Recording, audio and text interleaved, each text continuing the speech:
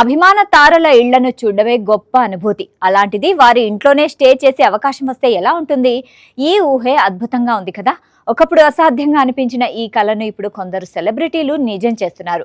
షారుఖ్ ఖాన్, శ్రీదేవి, ఆలియా భట్ వంటి సినీ తారలతో పాటు యువరాజ్ సింగ్ వంటి క్రీడా దిగ్గజాలు తమ విలాసవంతమైన గృహాలను లగ్జరీ హోమ్ స్టేలుగా మార్చి అభిమానులకు సరికొత్త అనుభూతిని పంచుతున్నారు.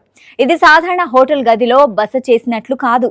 సెలబ్రిటీల అభిరుచులకు అద్దం పట్టేలా ఉండే ఈ ఇళ్లలోకి అడుగు పెట్టగానే ఒక కొత్త ప్రపంచంలోకి వెళ్లిన ఫీలింగ్ కలుగుతుంది. గోడలపై అరుదైన పెయింటింగ్స్, పురాతన ఫర్నిచర్, వారి లైబ్రరీలోని పుస్తకాలు, ఇలా ప్రతి వస్తువు ఆయా ప్రముఖుల జీవన శైలిని దగ్గర నుంచి పరిచయం చేస్తుంది.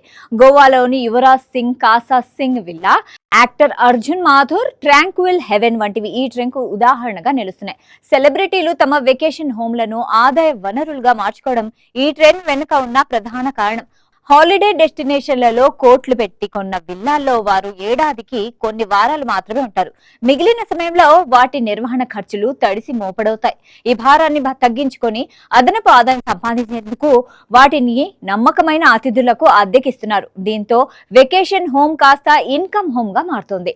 అచ్చం తిరుమలలో పెద్ద పెద్ద వాళ్ళు కట్టిన గెస్ట్ హౌస్ల లాగా సెలబ్రిటీలలో బస చేయాలంటే అద్దె కూడా అదే స్థాయిలో ఉంటుంది.